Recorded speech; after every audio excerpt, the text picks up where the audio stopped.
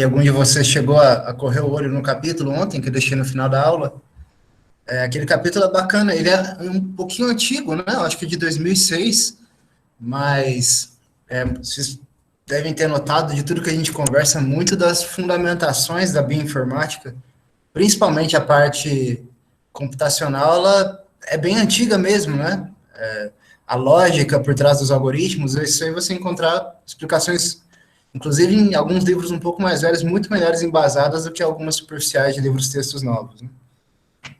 Tem alguma em português? Adson, eu vou olhar para você aqui e vou mandar. Eu desconheço alguma referência em português que esteja com as mesmas figuras e com as explicações, né? E Aquele capítulo, atualizado. e atualizado também, isso é verdade. Apesar que eu estou falando aqui que as bases nem sempre vão, boas bases vão precisar de capítulos ou artigos muito atualizados, né? A teoria e o embasamento é bem antigo mesmo. Mas quem perguntou aqui, o Adson. Adson, eu vou olhar para você. Tem aquele professor, o professor que escreveu aquele capítulo, é um professor da USP, que é o Carlos Setúbal. Ele tem um capítulo de livro, num livro que chama Genômica, em português. Acho que é Genômica Médica, Genômica Humana. Eu vou olhar aqui para você. Eu sei que lá tem explicações legais. Está um capítulo em português bem embasado. Eu vou olhar para você aqui. Se eu achar, eu mando a referência. Pode deixar. Está anotado aqui. Mas quem perguntou, o Adson, aí, está na graduação? Como é que é, Adson? É um bom momento para começar a pegar as referências em inglês, viu, Adson? Ainda mais nessa fase da sua vida, se você estiver na graduação. Então já manda bala, que o que acontece é que as melhores coisas vão estar em inglês, né? Tem pessoas do mundo todo escrevendo, então a chance de você achar material de qualidade vai ser sempre alta, né? Mas eu vou olhar para você aqui, pode deixar.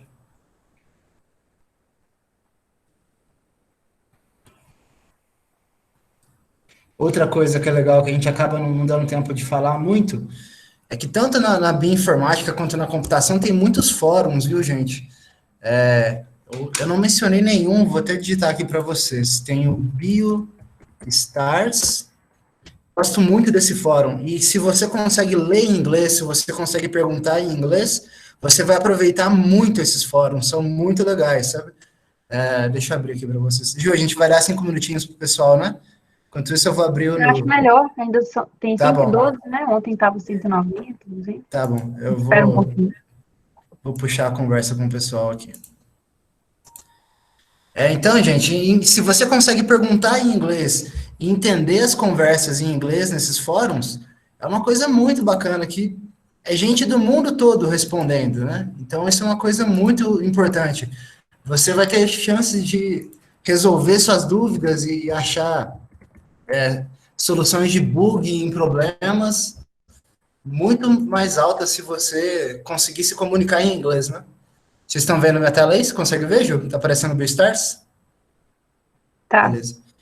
Esse aqui é um fórum muito legal, viu, gente? Isso aqui é para quando você está com problema para rodar um programa, está com problema para não sabe se um dado parâmetro que você quer testar em larga escala, que vai consumir muito do seu tempo. Se você gostaria de conversar com alguém, não tem ninguém por perto, coloca a pergunta lá no BeStars, ou primeiro busca se tem coisas lá, né? Assim, eu diria que 50% das minhas soluções de problemas diárias estão aqui no BeStars. É muita gente perguntando, muita gente dando respostas muito boas. Para vocês terem noção, o Wagner Love, que é não é Wagner Love, não. Wagner Love é jogador do Flamengo lá, é o Walker Love, acho, se eu não me engano, que é um dos criadores do Bioconductor e do pacote do DSEC. Ele responde pessoalmente dúvidas aqui no BeStars, né? Vocês vão encontrar coisas de muita qualidade mesmo, e o pessoal põe muitas referências, então é sempre muito legal, né? Isso só para incentivar aí o Adson, que pediu o capítulo em português, então um incentivo a mais aí, Adson. Ler em inglês é uma coisa muito importante para a gente se comunicar e achar informação. E eu achando que o Wagner Love fazia bioinformática, cara, pô. Você viu, Eric? Me veio o Wagner Love na cabeça aqui, cara. Mas, cara, não é Wagner? Deixa eu ver aqui. DSEC.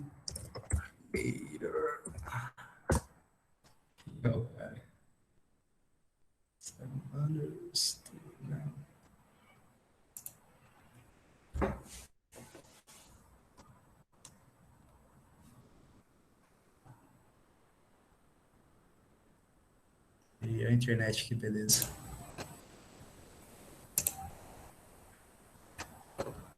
Não vai carregar, depois eu pego o nome do cara, mas o sobrenome dele é Love, com certeza.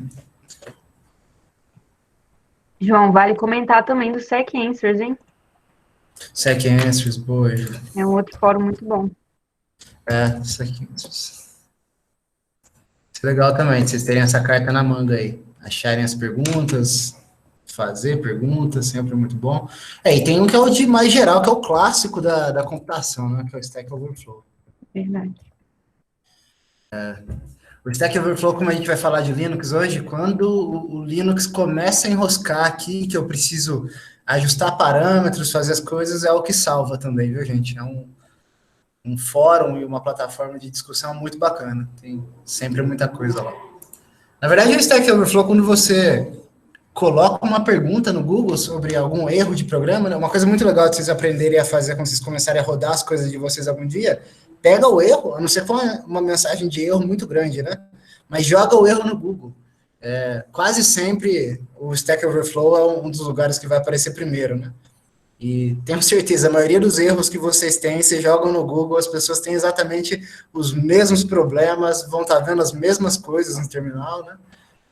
Isso é uma dica para vocês também, como hoje a gente vai falar um pouquinho de ferramentas e tal. Bioinformata não pode ter preguiça de pesquisar, viu, gente?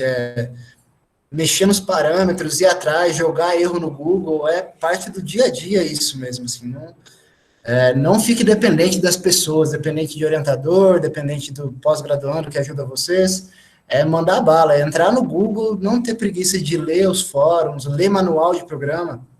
Ler manual de programa é um saco, mas muitas vezes você vai ter que gastar o seu tempo, né? Então são coisas muito importantes, faz parte do dia a dia mesmo, sentar na frente do computador, abrir uma tela de ajuda de um programa e ver o que aconteceu. Então, isso é um hábito que quem quer realmente fazer bioinformática e rodar coisas não convencionais precisa ter. Lembrando de mais algum fórum aí, Ju? Acho que a gente mostrou... Na verdade, eu queria usar esse tempo para dar dois avisos. Manda ver. Já tem bastante gente. Primeiro que ontem a gente passou o e-mail do grupo para vocês, né, para o pessoal mandar dúvida, só que aconteceu um problema no nosso e-mail, a gente está com ele desativado, então, no final dessa aula, eu vou colocar o nosso arroba do Instagram, então, se puderem mandar mensagem lá, porque no e-mail realmente a gente não vai conseguir ver. E a outra coisa é que a gente falou que a aula de ontem ia ser gravada, mas ela não foi gravada, estava com a organização do curso. Então, a partir de hoje, a aula está sendo gravada e ela vai ser disponibilizada depois no YouTube. Provavelmente a gente vai compartilhar esse link pelo nosso Instagram também. Então, fiquem de olho lá, que as novidades vão estar todas lá. Acho que é só isso. Se eu lembrar de alguma coisa, eu falo mais para o final do curso. Ok, João. Já pode começar, João. Professor Eric, quer fazer algum comentário? Podemos começar? Oi, pessoal. Boa tarde. Espero que estejam todos bem. Não só desejar bom curso para todos vocês. Acho que vocês têm sido excelentes, todos muito interessados, né? Feedbacks muito legais de todos. O curso está sendo excelente, então espero que vocês aproveitem e extraiam o máximo dos ministrantes, tá ok? Então, bom curso para todos vocês, tá bom? Obrigado, Eric. Deixa eu colocar minha tela aí.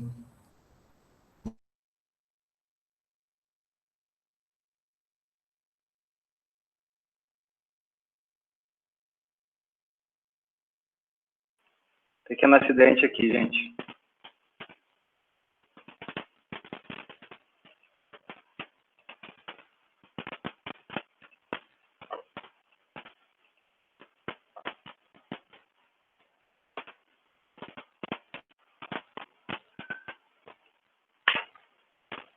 Vocês veem minha apresentação aí, Ju? Sim, ela só não está em tela cheia. Agora e agora? Uhum, Me escutam bem? Está no volume bom a voz aí? Tá com aquele chiadinho que tava no início, mas dá para escutar, sim. Isso aqui eu não sei o que está acontecendo, viu? Mas vamos lá. Não, mas manda bala, tá bom.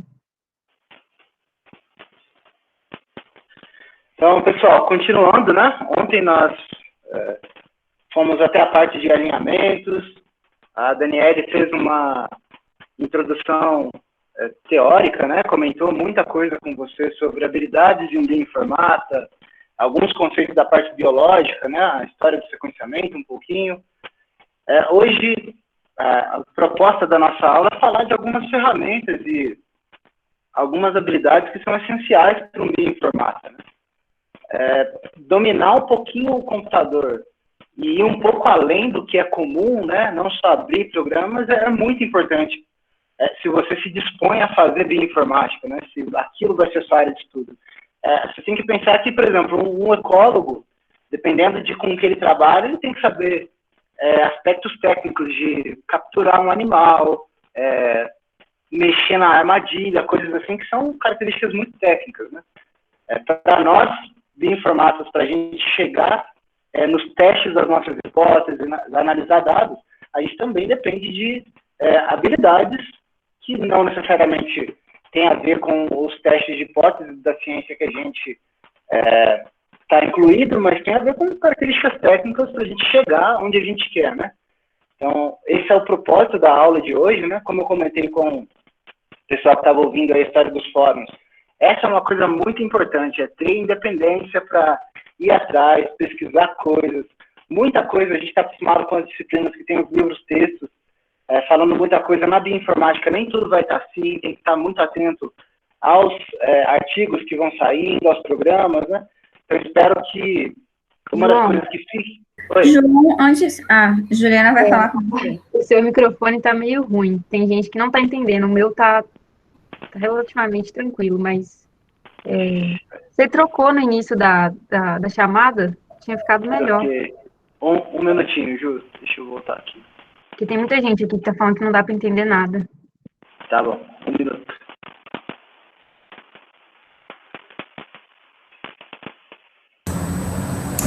Agora melhorou. Todos me escutam agora, pessoal? Ju, você vai me avisando aí, por favor, tá bom? Beleza. Você que tá atento às mensagens aí. Uhum. Deixa eu voltar aqui, então. Então, gente, só recapitulando, falei uns 2 minutos aqui, mas basicamente a mensagem que a gente quer com essa aula de hoje existe um conjunto de habilidades que é importante que vocês dominem para vocês terem condições de fazer o trabalho de vocês em bioinformática, né? E sempre se preocupem em ler coisas, ler manuais de programas, ir atrás dos fóruns. Isso é muito importante para a formação de vocês e para vocês conseguirem realmente desempenhar o que vocês querem dentro da bioinformática, beleza? Então, a gente vai falar hoje de ambientes Linux. Começa essa aula com uma piadinha aqui, né? Esse é o mascote do Linux, esse pinguinzinho dando uma pedrada na janela ali, que é o Windows, né? É uma brincadeira à parte, mas sempre, se você chegar num seminário de um programa de bioinformática para apresentar com um computador com Windows, vai rolar um bullying pesado, né? Então, brincadeiras à parte da área, mas acaba que é uma tradição usar sistemas baseados em Unix, relembrando o que a gente conversou ontem, né, no contexto de introdução a conceitos computacionais. Um sistema operacional é o que vai gerir os programas, a interação dos programas com os usuários, a interação visual, né, a interação gráfica, e a interação do software, da parte de hardware, com os programas também, com o software, né? Então, você pode pensar como o diretor ali que vai realocar os programas para usar a memória, quem vai para o processo ser executado no processador em determinados momentos. Então, é o que gere a sua máquina, a interação hardware-software, e apresenta para você de forma gráfica ou não gráfica, que a gente vai ver alguns exemplos aqui hoje, é o sistema operacional. Sempre quando a gente fala em sistema operacional, acaba vindo 3 à nossa cabeça, né, que são os mais famosos. O cursor aqui, o símbolozinho da janela representando o Windows, o da Apple aqui, a maçã representando o Mac, e o pinguim, que é o símbolo do Linux, né? Então, vamos fazer uma breve uma breve contextualização histórica do que é o Linux, porque tem muitos termos que a gente escuta por aí e confunde um pouco, né? Então eu faço questão de deixar claro aqui, do ponto de vista histórico e conceitual. Existe uma diferença entre Unix e Linux, gente. Unix vocês têm que pensar como algo mais abrangente, que engloba não só o Linux, mas outros sistemas também, né? Unix é uma família de sistemas operacionais multitarefa e multiusuário. Hoje em dia, tudo que a gente faz, até o nosso celular quase não, nosso celular é multitarefa, ele faz mais coisas ao mesmo tempo. Mas na década de 70, quando o pessoal estava desenvolvendo programas, desenvolvendo os sistemas para interagir com sistemas de automação, ser multitarefa não era uma coisa tão trivial quanto é hoje, né? Então os caras tinham que desenvolver conjuntos de programas que faziam uma coisa só. A tecnologia não estava tão avançada igual está hoje, né? Então, no contexto do ano aqui, de 1970, ser multitarefa era uma coisa importantíssima. Para a gente, hoje, a gente nem usa muito esse termo nos sistemas atuais, porque tudo é multitarefa.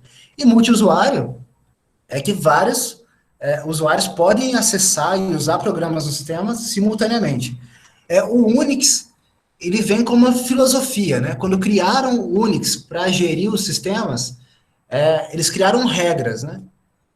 Não exatamente regras, mas o que seria o bom senso dentro do que vai se aceitar, do que vai ser desenvolvido num sistema Unix. Escreva programas que façam apenas uma coisa, mas que façam bem feito. Escreva programas que trabalhem juntos.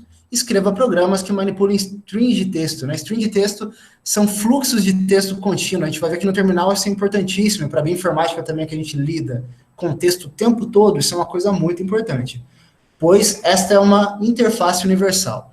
Então, vocês percebem que vem com um propósito de ser algo simples que funcione muito bem. Toda vez que vocês pensarem em Unix, esse é o resumo da filosofia. Faça coisas simples que funcionem bem e que funcionem de forma integrada com outros programas. Isso é uma coisa que mudou muito na forma de se construir programas na época, na década de 70, né, quando surgiu a filosofia Unix e os sistemas Unix. Sempre que a gente fala em Unix, é um comentário muito importante de se fazer, que o Mac, né, os sistemas da Apple, eles são baseados em Unix.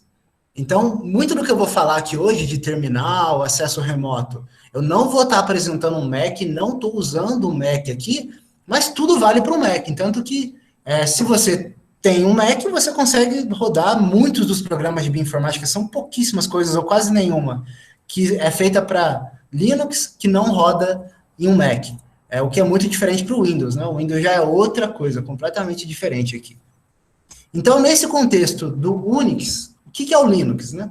A primeira coisa que o pessoal, os criadores do Unix, num contexto acadêmico e comercial, eles começaram a se desentender, principalmente em relação à propriedade intelectual, dentro do contexto Unix, e isso gerou a criação de outras filosofias, outros movimentos dentro da computação. E essa história é bem longa, viu, gente? Tem filmes sobre isso, e é bem legal, assim, o pessoal realmente defendia com muito afinco as ideias por trás do que seria a computação, a filosofia que levaria ao desenvolvimento da computação e dos sistemas daquela época, né? Então, nisso que o pessoal, dentro do Unix, começa a se desentender, né, os criadores e a aplicação do Unix no contexto acadêmico e comercial, surge o GNU Project. O GNU, ele vem da sigla GNU, It's Not Unix, né? É para se destacar mesmo, é um grupo de programadores que falou, a gente não quer mais fazer parte disso, a gente vai criar um movimento à parte, né? E é o Richard Stallman, que é um cara importantíssimo na história, então, do desenvolvimento de sistemas, em 1983, ele cria o GNU Project, que hoje serve como base de licenciamento de software livre, e põe em um contexto muito forte o free software, que é criar softwares abertos, que muitas pessoas vão usar simultaneamente, e muitas pessoas vão propor melhorias, e melhorias de forma sistêmica, que possam ser aplicadas para todo o resto, né? Então, muitas vezes a gente vê que os sistemas Linux surgem várias versões ao longo do tempo, e as coisas vão sendo melhoradas, porque é uma obra conjunta, um sistema dentro do GNU Project, né? As pessoas trabalham em conjunto e o código é aberto, né? Então, essa é uma das principais coisas que vocês têm que associar a um sistema Linux, é aberto. Então, o que é o Linux em si? Linux é uma família de sistemas operacionais Unix-like, ou seja, que leva em consideração todos o contexto Unix de programação modular, de programas que fazem coisas separadas, mas que agora se separou do movimento Unix, mas que mantém muitas das características. O GNU Project, quando começaram a surgir os sistemas operacionais dentro deles, eles tinham um problema, né, que era o kernel do sistema não era sólido. O que é o kernel? É um conjunto de programas que regem realmente a máquina, que estão lá no centro, né? Para a gente, um usuário comum não tem nem acesso a eles. No Windows, por exemplo, o kernel do sistema são coisas que ficam escondidas lá, para você não mexer e não causar danos permanentes no sistema.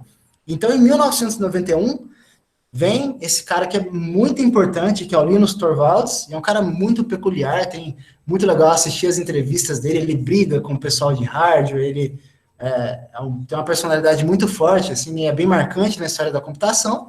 Ele cria o kernel Linux, né, e solidifica completamente a família de sistemas Linux. Hoje, o que a gente tem são várias distribuições de Linux, o Linux não é uma coisa só. Então, o que eu gostaria que vocês tenham em mente, com essa breve introdução histórica, é que Unix é diferente de Linux, e existem vários sistemas dentro da família Linux, beleza? Esse aqui é o Tux. O Tux é o mascote do movimento Linux, né? Tem muitas histórias de por que um pinguim, dizem que é porque o Torvalds gostava de pinguim, foi no zoológico uma vez, foi mordido por um pinguim, enfim, um folclore aí ao redor da pessoa do Torvalds e do mascote. É bem legal as histórias, quem tiver tempo de ler depois. Então vamos lá. Linux é dividido em várias distribuições, né? Aqui eu trouxe para vocês nesse quadro aqui as 12, que vários blogs, vários fóruns contextualizam como as 12 principais, e há um motivo, né, para falar dessas 12 como principais. São as que têm mais usuários, e pensem, no mundo de código aberto, quanto mais usuários, maior a chance de pessoas consertando, pessoas analisando problemas, reportando erros, isso solidifica, né, as versões dos sistemas, e as versões mais velhas, que estão há mais tempo, distribuições, né, que estão há mais tempo rodando por aí e estão mais sólidas, mais estáveis. Existe uma série de critérios para que você pode utilizar na hora de decidir qual distribuição você vai usar. Geralmente, as que são melhores definidas... Oi? Alguém falou alguma coisa? Não? Então, vou continuar. Tá bom. Então, as que são melhores definidas, assim, né, que tem meio que um consenso, é que quando você tem um servidor, que é uma máquina de grande porte, que fica ligado o tempo todo para receber tarefas de vários usuários, o ideal seria usar versões extremamente estáveis e criadas com programas especiais para esse tipo de tarefa, né?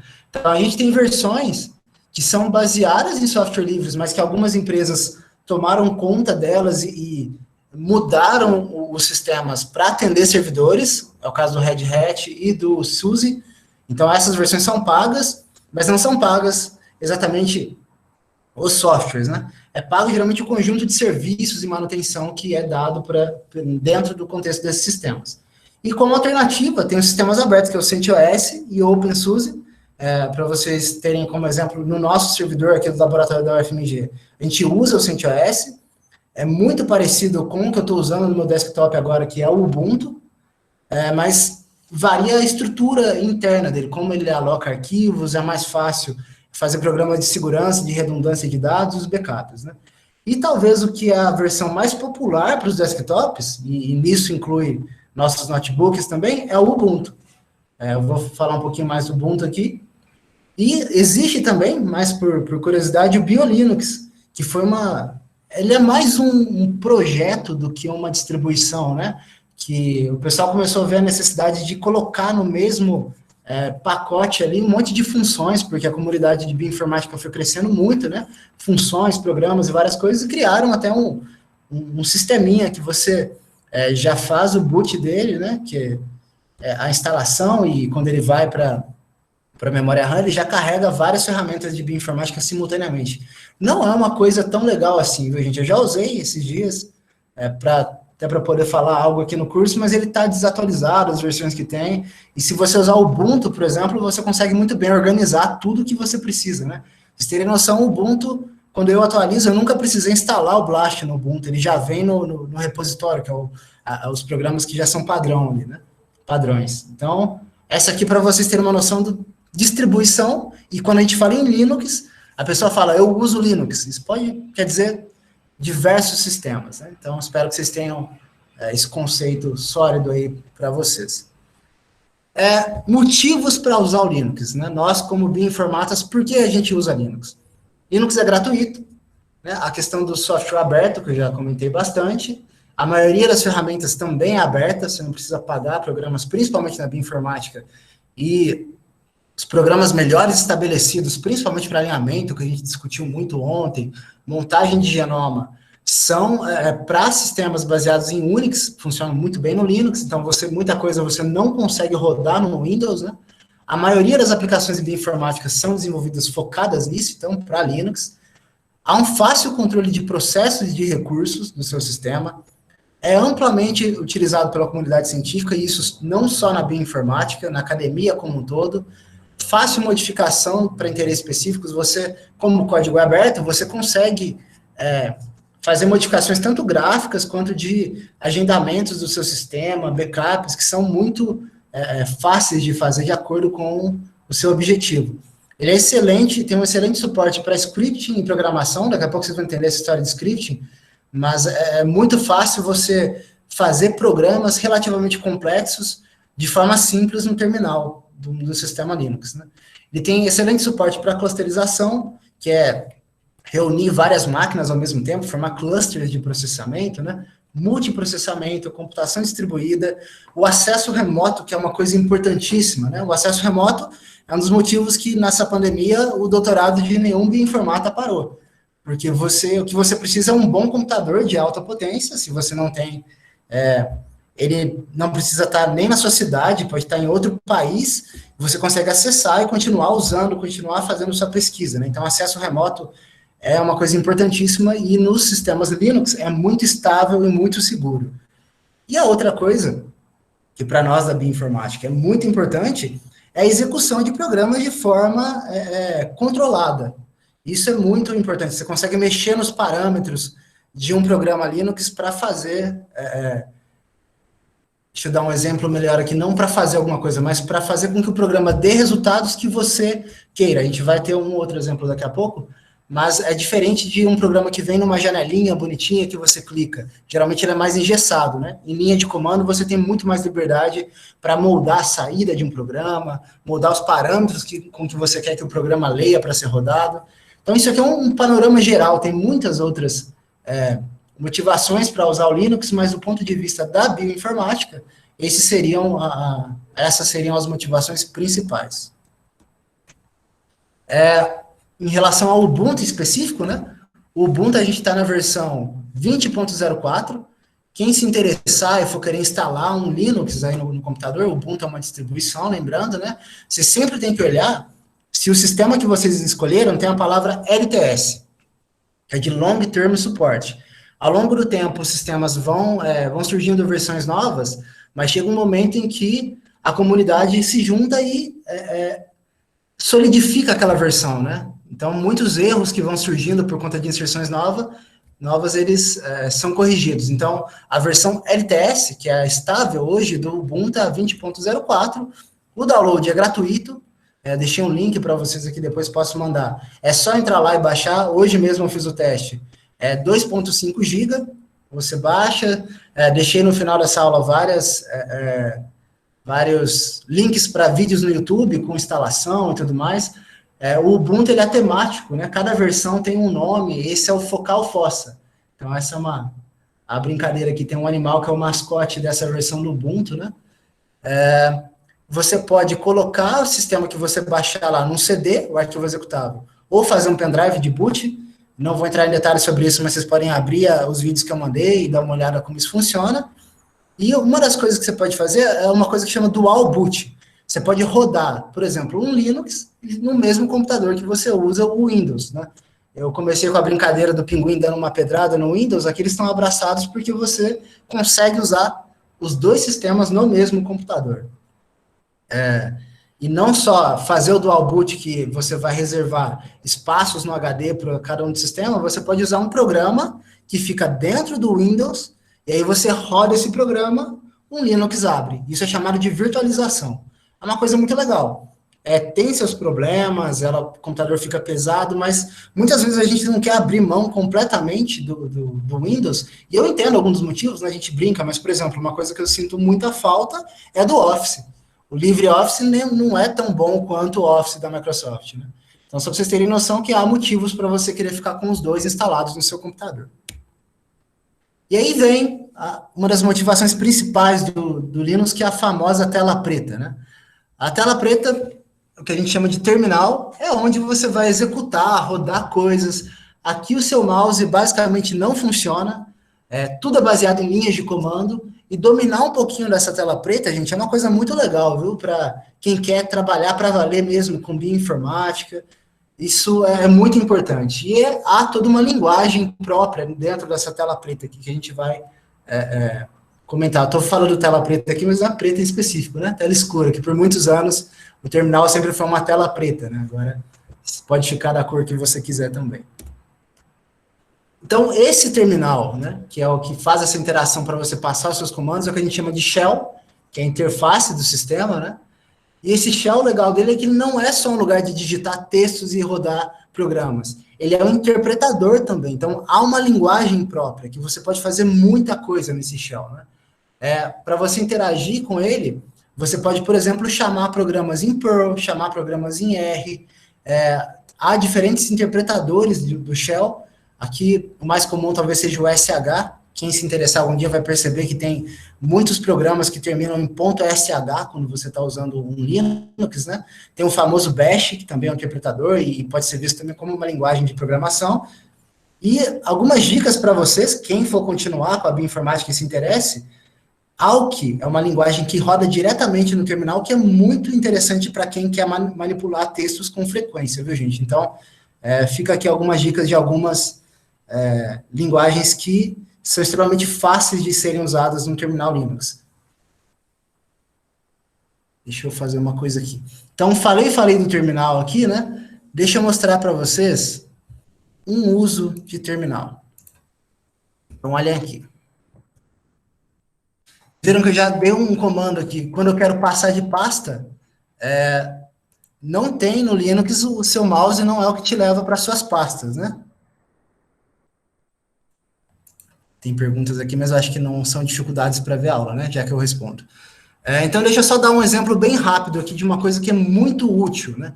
Que é a questão da manipulação de arquivos, né? Uma coisa que é bem importante quando você usa o terminal do Linux. Vamos lá, o CD, só para vocês terem noção, é quando eu quero pular de pastas. Então, eu criei uma pasta aqui que chama aula. Reparem que eu não estou digitando tudo. O terminal Linux é uma coisa muito legal, que você pode digitar uma coisa, e se ela existe, você aperta o Tab e ele completa para você. Então, quando eu dou um comando ls, e é sempre muito intuitivo, vários dos comandos, ls é de listar. Eu tenho uma pasta aqui com 2 arquivos, e tem um modo de arquivo, que é o que a Juliana vai comentar melhor com vocês, que é o arquivo que serve para armazenar sequências, que é um FASTA. Então, às vezes, esses arquivos são muito grandes, você não vai conseguir abrir eles no editor. Você pode, então, usar comandos, que é, por exemplo, o more, que é só para visualizar um pouquinho dos arquivos. Posso ver o que tem naquele arquivo, né? Aqui é um formato de um arquivo FASTA. A Ju vai comentar com vocês, mas é o tipo de arquivo que armazena sequências. E aqui dá para fazer muitas coisas, gente. Eu posso, por exemplo, nesse arquivo FASTA, será que tem genes nesse meu arquivo FASTA que tem o nome de RNA polimerase? Eu posso usar um programa que pega padrões, posso escolher um texto que eu quero e ver se aquele padrão de texto existe dentro do meu arquivo. Olha que legal. Então, isso está dentro do contexto, gente, de trabalhar com arquivos grandes em larga escala e extrair padrões. Aqui eu estou vendo só os cabeçalhos dos meus arquivos fáceis que tem a palavra RDRP. Por exemplo, se eu quero fazer uma filogenia de um dataset gigantesco e só quero pegar as RNAs polimerases, eu posso criar um padrão de texto com o programa grep, em que eu pego tudo de uma vez e as uso, né? E posso passar para um arquivo maior.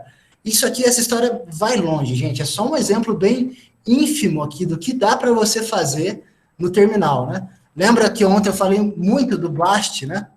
Você pode rodar o Blast no terminal, não só online. Vou dar um exemplo aqui que eu posso chamar o programa Blast, não passei nada para ele, ele reclamou. Vocês viram que eu apertei "-H"? Vem todas as opções de comando de texto que eu passaria para rodar um Blast. E agora, deixa eu dar um exemplo para vocês de acesso remoto, que é uma das coisas mais importantes. Olhem aqui esse comando, né? Lembra da história de que no sistema Linux é fácil de controlar e de ver as configurações? O comando htop no terminal, ele mostra as configurações básicas do meu computador. Essas barrinhas verdes mudando é quantos processadores tem no meu computador rodando nesse momento, quantos núcleos de processadores, e aqui, quanta memória eu tenho, 7.58. E nessa tela aqui, os programas rodando, que fica mudando, né? Reparem que eu só tenho 4 núcleos, né, de processador e tenho 7 GB de memória RAM disponível para usar. Estão vendo isso aqui? Agora, olha o que eu vou fazer. Tem um comando, é o comando que serve para fazer acesso remoto. Olhem como é simples. Esse programa chama SSH. Então, há toda uma estrutura para esse comando, eu vou passar uma porta de entrada, eu vou passar o meu login e um IP da máquina do nosso laboratório lá na UFMG. Dou Enter, ele vai perguntar a minha senha de login para essa máquina que está lá na UFMG. Lembram do meu htop, né? Eu tinha 8 GB de RAM e 4 núcleos de processador funcionando. Olhem agora. Só a quantidade de núcleos de processador já tampou nossa tela, né? Ele não mostrou nem os processos rodando nesse momento. Então, lá na UFMG tem um servidor com 70 núcleos para processamento e 225 GB de memória RAM. Aqui, eu posso simplesmente executar todas as linhas de comando que eu executaria no meu computador pessoal, aqui de casa, só que eu estou virtualmente logado no computador da UFMG. Então, esse, gente, é o exemplo de um uso fundamental, né? Uma das coisas que você, como bioinformata, para analisar e fazer análise em larga escala, ter um bom servidor, conseguir acessá-lo é uma coisa muito importante. Então, deixa eu retomar o meu último slide aqui. Então, eu espero, gente, foi uma breve introdução mesmo, que tenha ficado, no mínimo, um pouco mais claro os motivos de por que a gente usa o Linux, né? No terminal dá para fazer muito mais coisa do que só aquilo que eu fiz. Eu dei em meia hora, aquilo ali é só um gostinho para vocês do que dá para fazer. Deixo aqui para vocês, posso mandar depois, alguns links de vídeo, né? Tem o TED Talk do Linus Torvalds, que é muito legal, escutar ele falar sobre o Linux, sobre a perspectiva dele da criação do Linux, e deixei alguns vídeos aqui bem técnicos para vocês mesmo, vídeo de mão na massa, para fazer dual boot, para instalar do zero o Ubuntu 20.04 e para virtualizar, que é usar o Windows e o seu, rodar o Linux dentro do Ubuntu, né?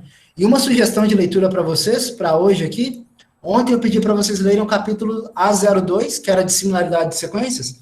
Dei uma lida no mesmo livro, só que agora no capítulo A01, que é uma breve introdução ao Linux também, viu, pessoal? É bem legal. Então, eu acho que é isso. O que eu tinha para vocês de dar como introdução. O tempo é bem curto, né? Então, o que a gente consegue falar é só uma coisa para instigar vocês a procurarem. Espero que tenha servido para isso, pelo menos, né? Então, pessoal, passo para a Juliana agora. Deixo com vocês. Espero que sirva como uma breve introdução. E estou à disposição. Quem tiver dúvidas de instalação, querer saber um pouquinho mais sobre o Linux, a gente pode conversar, tá bom? Gente, antes de começar a minha parte, eu queria aproveitar o engajamento aí do chat, só para ter uma ideia de quantas pessoas já programam aqui e em qual linguagem. Respondam aí no chat, por favor. Eu posso também? Pode. Você não vale, né, João? Um programa ainda.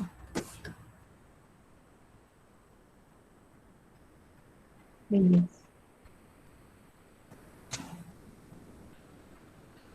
A maioria quer começar com Python, R.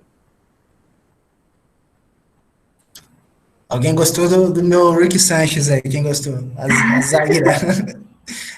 Meu computador chama Rick Sanchez. É uma homenagem ao meu cientista favorito. Beleza. Eu vou compartilhar minha tela aqui. João, se você puder ficar de olho aí, para ver se está tudo certo com a apresentação. Tô na escuta, Ju. Pode deixar. Você Pode vai me fazer dando um perguntas que toque. eu... Tá bom. Quando estiver aparecendo aí.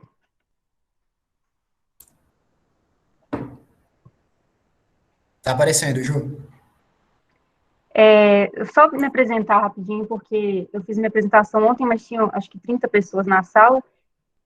Eu sou Juliana, eu sou aluna de mestrado lá da UFMG, de bioinformática, né? Sou orientada pelo professor Eric, co-orientada pelo professor João Marques, da UFMG, e co-orientada também pelo João Paulo. Muita responsabilidade dar uma aula depois das aulas dele, né? Mas vou tentar fazer o meu melhor aqui. Então, eu vou falar para vocês um pouquinho sobre, inicialmente, linguagem de programação, é só uma introdução mesmo. Depois eu vou falar um pouco sobre bancos de dados e, por fim, um pouco de arquivos de bioinformática, os principais, né? Porque não tem como realmente falar tudo, é um tempo muito curto, mas vamos tentar destrinchar ao máximo aí. Começando, então, por linguagem de programação. Como o João já falou ontem, não sei se vocês vão lembrar, sobre a linguagem do computador, né? Que é tudo, o computador processa tudo em código binário. E o papel da linguagem de programação, então, é tentar nos colocar para conversar com o computador mesmo. É uma forma que a gente tem de comunicar com o computador. Então, seria... as linguagens de programação, elas, no geral, são padronizadas, né? É uma forma padronizada de você passar uma instrução para o computador, e é uma forma de o computador entender essa instrução e retornar para você o que você quer que ele faça. Então, é um meio de comunicação, realmente, entre o homem e a máquina. Então, no geral, o que a gente tem são linguagens de programação de alto nível, e aqui, quando eu falo em alto nível, eu estou falando sobre nível de abstração. Então, uma linguagem de alto nível é uma linguagem que está muito próxima da linguagem humana e distante da linguagem de máquina, que é a linguagem binária. Então, da mesma forma que a gente não entende a linguagem binária, o computador não vai entender a nossa linguagem, né? Então, a gente precisa de um meio termo entre a linguagem de programação de um alto nível e o computador. E para isso existe um programa no computador chamado de compilador, que é especializado para fazer esse tipo de tradução. Então, a gente vai ter a linguagem de alto nível, o código escrito na linguagem de alto nível, que vai passar pelo compilador e, dessa forma, vai cuspir para o computador lá um código mais próximo da linguagem de máquina. Então, só esse processo em si já sobrecarrega um pouco da memória do computador. Eu vou destrinchar isso um pouco mais tarde, isso é uma coisa bem importante da gente levar em conta, quando a gente quer aprender uma linguagem de programação e aplicar ela em algum projeto. Bom, então, só para oficializar, né, linguagem de programação, a gente tem as de alto nível, que são as mais distantes da linguagem de máquina, como eu já falei. Alguns exemplos muito comuns são o Python e Java. Algumas pessoas já falaram aí no chat, pelo que eu vi que programam em Python, né? É uma linguagem bem acessível, eu vou falar um pouquinho mais sobre ela daqui a pouco. E as linguagens de baixo nível também existem, que são as linguagens mais difíceis para a gente, linguagens que são mais semelhantes à linguagem de máquina. E um exemplo muito comum é a linguagem chamada Assembly. E aqui é só para vocês terem uma ideia, espero que vocês estejam vendo o meu cursor, entre a diferença, né, da nossa linguagem humana. Então, aqui tem um exemplo de uma função matemática, que está escrita aqui de uma forma que todos nós entendemos. E aí, quando a gente passa isso para uma linguagem de alto nível, como é o caso do Pascal, a gente tem essa mesma função escrita dessa maneira. Passando para o Assembly, a coisa começa a ficar um pouco mais difícil de ser entendida, né, por nós. Isso aqui, acreditem ou não, é a mesma coisa que está escrita aqui, só que em outra linguagem. E passando, então, para a linguagem de máquina, fica ainda mais complexo, a gente já não consegue entender muita coisa, logo de cara. Então, só para vocês entenderem os níveis de abstração, né? Quanto mais próximo, então, da nossa linguagem, maior o nível de abstração. Isso aqui é um exemplo, para deixar vocês chocados, assim, da diferença que duas linguagens podem ter. Isso aqui é um programinha escrito, é um scriptzinho só para imprimir na tela uma mensagem, na tela do computador. Isso aqui escrito em Python, e isso aqui escrito em Assembly, que é uma linguagem de baixo nível. Então, para a mesma função, a gente consegue escrever muito mais linha de código, dependendo da linguagem de programação que a gente vai usar. E, bom, quais são as linguagens de programação, né? São muitas, muitas, muitas mesmo. Não sei nem chutar um número aqui. Existe uma lista no Wikipedia de linguagens de programação. É bem legal se vocês quiserem dar uma olhada depois. Tem linguagem de programação de A a Z. E aqui eu vou dar mais enfoque à linguagem de programação que a gente usa na bioinformática, porque realmente é muita coisa, e mesmo as que a gente usa na bioinformática não dá tempo de destrinchar tudo, é só para dar mesmo um direcionamento para quem está querendo começar agora, né, com a bioinformática. E antes que vocês se perguntem o motivo de existirem tantas linguagens diferentes, sendo que todas elas basicamente têm o mesmo propósito, né, que é fazer essa conversa entre nós e o computador. E o que eu posso adiantar para vocês é que existem diferentes tipos de problema, né, não só na bioinformática, mas na vida, em qualquer área que você for querer estudar, trabalhar, e você quiser aplicar a informática, você vai ter diferentes problemas, e cada problema exige um tipo de solução, né, exige um tipo de solução. Então, dois exemplos bestas, mas que vale a pena a gente parar para pensar um pouquinho, é uma montagem de genoma, por exemplo. Para fazer esse tipo para resolver esse tipo de problema, né, a gente está lidando com arquivos texto, que são arquivos onde a gente vai ter sequências de nucleotídeos, como é esse exemplo aqui. Então, a gente vai precisar de uma linguagem de programação aqui que a gente consiga manipular arquivos texto de uma forma simples, de uma forma rápida, ágil, enfim. E, por outro lado, a gente tem um outro tipo de problema, que é a geração de gráfico, e geralmente, para gerar gráfico, a gente dá um input de uma tabela, né? É o que a gente fornece para o computador. Então, aqui a gente vai precisar de uma linguagem para resolver esse problema, que saiba lidar com tabelas. Não que a linguagem usada aqui não seja capaz de montar gráficos também, mas são problemas diferentes que têm maneiras ótimas de serem resolvidos. E é por isso que a gente usa mais de uma linguagem de programação. Esse gráfico está meio desatualizado ainda, mas aqui ele coloca algumas linguagens de programação que são muito usadas na bioinformática. E aqui eu queria chamar atenção para o R, para o Python, né, que eu já falei, e para a linguagem C também, que está aqui nesse gráfico, e uma linguagem que não foi citada aqui, que é a linguagem Perl, é o nome mais chato de todos, de falar, de longe, que é uma linguagem também muito usada na bioinformática, e ela é muito tradicional já, é uma linguagem que foi usada mais antigamente, antes de aparecer o Python, né? O Python é uma linguagem relativamente nova.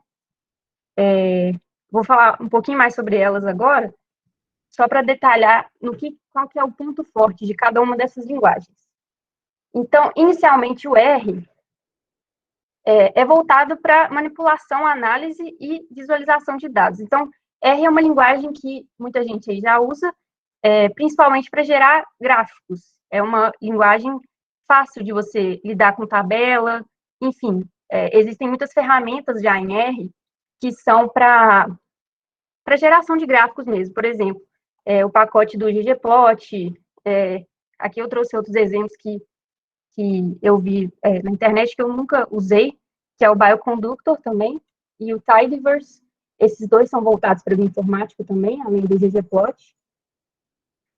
E da mesma forma, o Python é uma linguagem que ela é relativamente fácil de ser usada, é uma linguagem considerada de altíssimo nível, inclusive muita gente que está começando a programar, né, nunca teve noção de programação, começa pelo Python, porque é uma linguagem realmente muito mais simples, com menos regras mesmo de sintaxe, então ela é rápida de ser aprendida. E ela consome menor tempo de programação, por consequência, né? Gera menos linhas de código. E como o Python está crescendo muito nos últimos anos, existe um número crescente também de ferramentas sendo desenvolvidas. Para a bioinformática também, inclusive. Como o BioPython é um pacote também de ferramentas. Então, isso é uma coisa que deve ser levada em conta antes de aprender uma linguagem, é ver se já existe muita coisa desenvolvida na sua área, né, com aquela linguagem, porque dessa forma, por exemplo, usando o BioPython, existem inúmeros problemas que a gente não precisa procurar pela resposta, porque alguém já fez o programa ótimo para isso. Existem muitos scripts já prontos em Python para esse tipo de problemas biológicos. Outra linguagem que eu já citei, mas não dei muita informação, é a linguagem Perl. Essa linguagem, a principal característica dela é que ela é ótima para manipular arquivos texto. E arquivo texto é um tipo de arquivo que a gente vai lidar muito na bioinformática, principalmente por causa de sequências, né?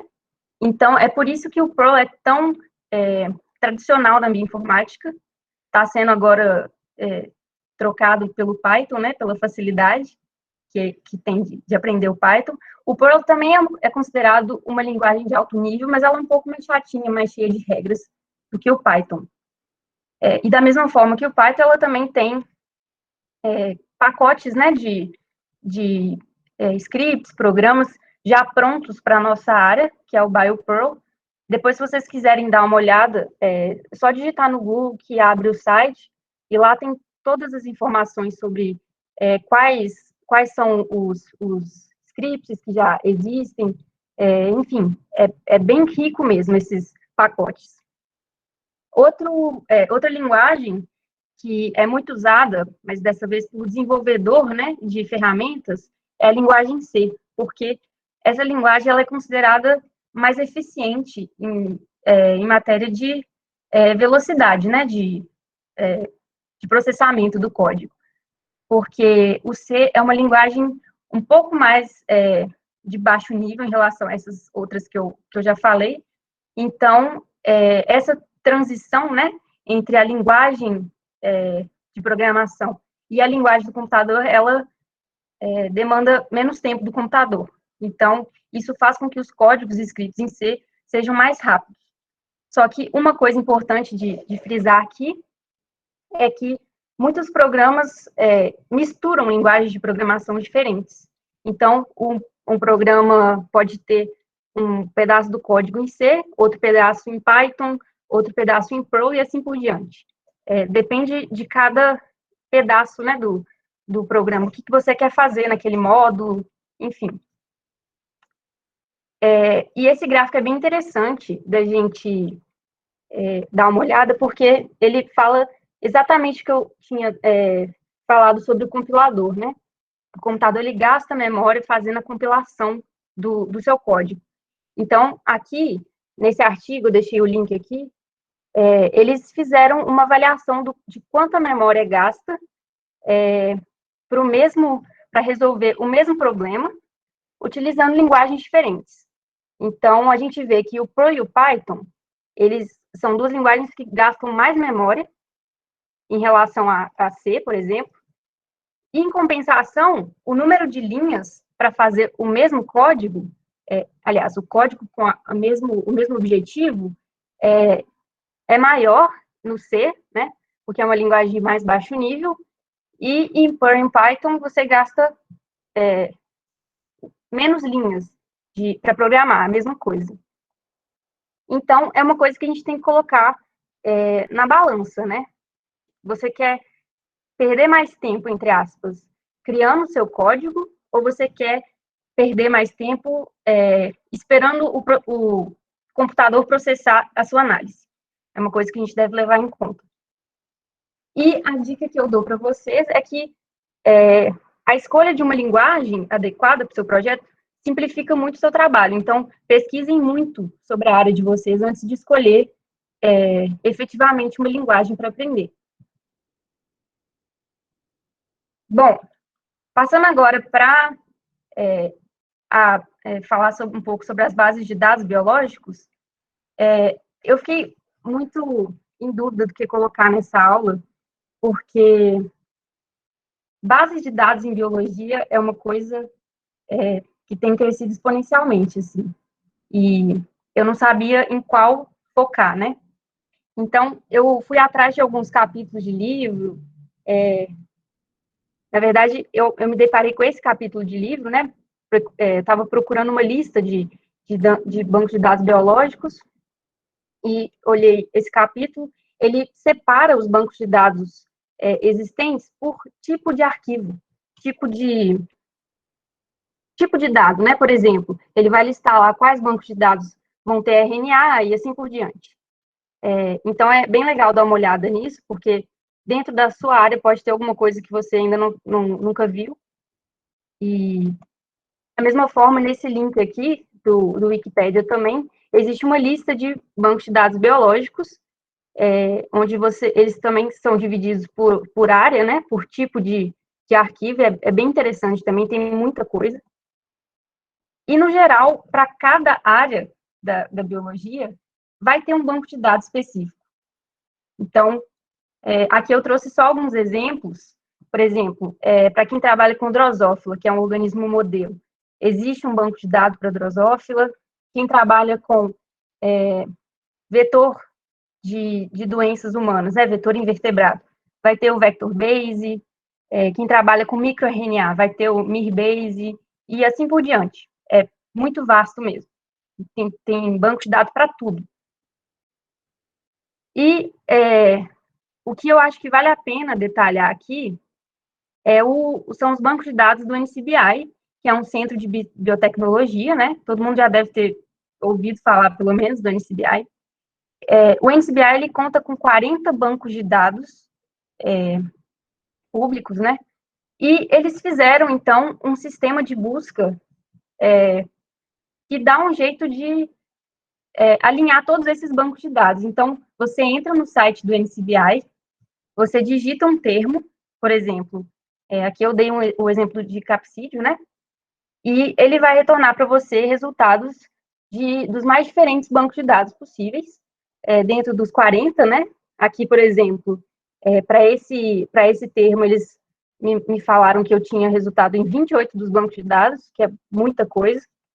Então, dentre esses bancos de dados, vale a pena citar o PubMed, que é o banco de dados que guarda artigos científicos, né? Muito importante. Tem também o banco de dados de proteína. Aqui eles usaram um termo geral, na verdade, para falar sobre vários bancos de dados que guardam arquivos de proteína, como o GenBank, o RefSec, PDB, enfim. E tem também, esse aqui é a outra página, né, da busca, é tudo isso aqui que a busca retorna. E aqui a gente tem também, da mesma forma que para as proteínas, ele retorna aqui resultados para bancos de dados de nucleotídeo, e aqui também tem vários bancos de dados inclusos, como o GenBank, o RefSec, e por aí vai.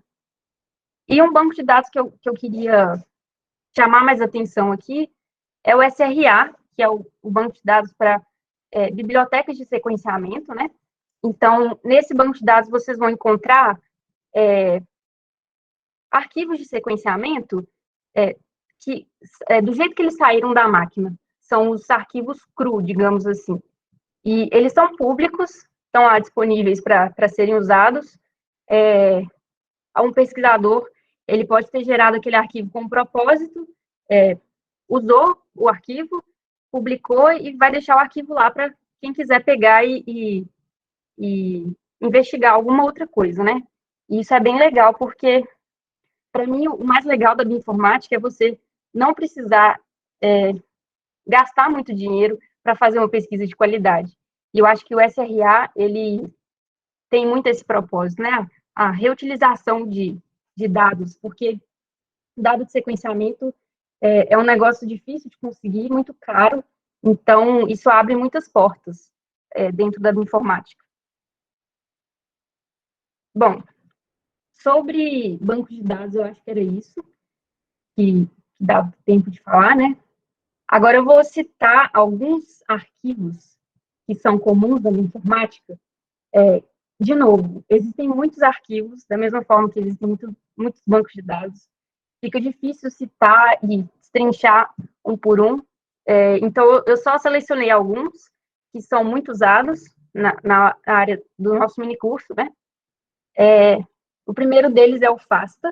Todo mundo já deve ter mexido com FASTA na vida, ou se não mexeu, já ouviu falar, né?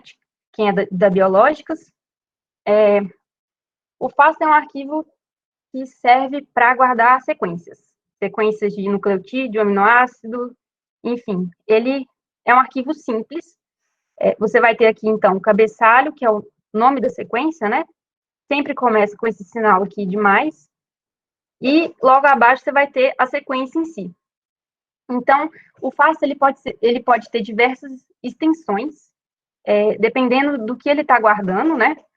Mas também isso aqui é opcional, você não necessariamente precisa ter uma extensão diferente, por exemplo, para um FASTA de aminoácido, mas isso existe. Então, outra coisa sobre o FASTA é que ele pode ser um FASTA simples, que é uma única sequência dentro do arquivo, ou pode ser um multifasta, que é o mais comum de encontrar em arquivos em dados de larga escala, né? Você vai ter um único arquivo para guardar diversas sequências. Um outro arquivo muito comum é o arquivo FASTQ. Ele é um arquivo um pouco mais complexo que o FASTA, porque ele não guarda só o nome da sequência e a sequência em si. Ele guarda também a qualidade relativa àquelas bases sequenciadas. Como assim? Existe um score de qualidade que a gente usa para esse tipo de arquivo, que é a qualidade FRED. Vocês já devem ter ouvido falar também. A qualidade FRED, ela vai mostrar em termos de probabilidade qual a chance daquela base estar ali por algum erro de sequenciamento. Então, por exemplo, quando a gente olha aqui para esse exemplo, a gente pega, por exemplo, o número 5. Aqui, cada caractere está sinalizando a qualidade relativa a uma dessas bases. Então, vamos supor que esse 5 aqui está mostrando a qualidade desse A aqui. Como a gente vai saber qual que é o nível de probabilidade daquela base estar errada? A gente vem nessa tabela, chama-se tabela ACE, a gente procura onde está o caractere, e aqui a gente vê que esse caractere é relativo à qualidade 20. E nessa tabela, qualidade 20 quer dizer que essa base tem a probabilidade de 1 em 100 de estar errada. Então, isso é considerada uma qualidade boa. Normalmente, no nosso laboratório, pelo menos, a gente descarta tudo que é abaixo de 20, abaixo de FRED 20, né? E a gente usa tudo que é acima disso, porque para a gente aquela informação é confiável. Então, agora passando para um tipo de arquivo um pouco diferente, o arquivo SAM, ele é usado para alinhamento de sequências. Esse tipo de arquivo a gente vai mostrar na aula prática da quinta-feira. Ele é gerado quando você pede para alinhar duas sequências, duas ou mais sequências, né? E o que ele fornece aqui? Você vai ter um cabeçalho, onde ele vai te dar informações sobre sua sequência, seu alinhamento no geral. Aqui você vai ter, para cada linha, informações relacionadas a uma sequência, uma read, né? Em seguida, você tem aqui nessa outra coluna a flag, que vai indicar informações sobre o alinhamento. Se aquela sequência alinhou com a fita positiva ou negativa da sua referência, se ela não alinhou, esse tipo de informação. Esse tipo de arquivo, não é nada trivial, é um arquivo bem complexo de ser entendido. Eu vou tentar destrichar ele um pouco na nossa aula prática, mas é um arquivo bem... Vale a pena dar uma lida nele, tem várias informações em um único arquivo, né? E esse arquivo, ele costuma ser muito grande, dependendo do que você está alinhando, e para isso existe um arquivo similar ao SAM, que é o arquivo BAN. Ele vai guardar as mesmas informações que um SAM guarda, porém, na forma binária. Por que que isso é importante? Para você guardar esse tipo de informação sem ocupar tanto espaço.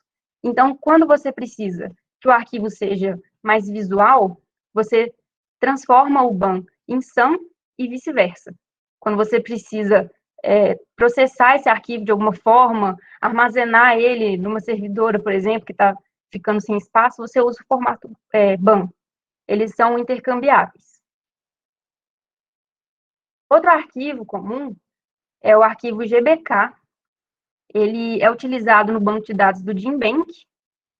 É um arquivo um pouco complexo também, ele tem muita informação, né? Não só a sequência. Então, aqui você vai ter um cabeçalho. Nesse cabeçalho vem várias informações, como o organismo de onde vem aquele gene, né? Se for um gene. De onde foi tirado aquela sequência. Se tiver um artigo, vai ter aqui o título do artigo, os autores. Enfim, características gerais daquela sequência. E aqui, se for uma sequência de nucleotídeo, você vai ter também, por exemplo, pode ter, né, a tradução desse nucleotídeo. Então, você vai ter aqui a sequência de aminoácidos dela. E a sequência, por fim, ela vem escrita, como vocês podem ver, de uma forma diferente do que a gente viu no FASTA, né, no arquivo FASTA.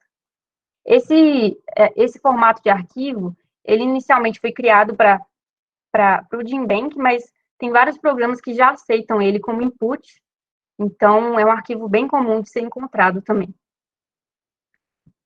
E, por fim, o GFF, que, como o próprio nome já diz, é um arquivo bem geral, né? Ele é usado para endereçar features ou características em sequências de DNA, RNA e sequências proteicas. Então, basicamente, você tem, no GFF, você não vai ter a sequência, mas sim características da sequência. Por exemplo, aqui a gente está falando sobre um gene, e aí o que você vai ter aqui por linha do arquivo é qual sequência dentro do gene, que aqui ele está se referindo, né? Qual que é o início e o fim dessa sequência. Aqui ele se refere, nesse caso aqui é um gene, em qual fita que ele está, aqui nesse caso é a fita positiva, e assim por diante. Então, aqui a gente também tem um sítio de ligação de fator de transcrição, aqui ele está mostrando que ele vai do nucleotídeo 1000 a 1012, RNA mensageiro, enfim. Esse é um tipo de arquivo mais informativo do que ele não informa a sequência em si, e sim características da sequência que a gente está olhando. E aqui é mais uma curiosidade, né, que a gente está falando muito de gene, mas existem também arquivos, como o arquivo PDB. O PDB, na verdade, é um banco de dados para estruturas de proteína e outras biomoléculas. Então, eles criaram um formato de arquivo, que é o formato PDB, para armazenar essas informações estruturais. E como que isso funciona? Cada linha desse arquivo é um átomo da proteína ou da molécula, né? E aí, sobre esse átomo, você vai ter aqui o elemento, o aminoácido do qual ele faz parte, enfim. E as coordenadas desse átomo. Então, tem alguns programas que você consegue fornecer esse arquivo, né? E o programa vai te retornar, então, uma estrutura tridimensional daquela biomolécula. E é bem legal isso. Essa é uma área que a gente não trabalha diretamente, né? Mas é bem legal de ver. No site mesmo do PDB, é possível dar uma passeada aqui por essas estruturas, é bem legal. Dá para ver sítio ativo de proteína, enfim, é só uma curiosidade mesmo. Gente, acho que era isso que eu tinha para falar. Como eu já lembrei no início da aula, não sei se estava todo mundo aí, a gente está sem e-mail, então se vocês tiverem dúvida, sugestão, enfim, mandem pelo Instagram. Esse aí é o arroba do Instagram, segue a gente lá. E eu acho que é isso. A gente está tentando pescar também algumas dúvidas, né, do chat. E vamos tentar responder elas depois. Tem algum aviso? Isso, Ju.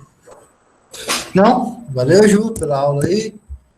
Pessoal, só em 5 minutinhos aqui, quem quiser ficar para ouvir, algumas perguntas básicas aqui que foram feitas, né?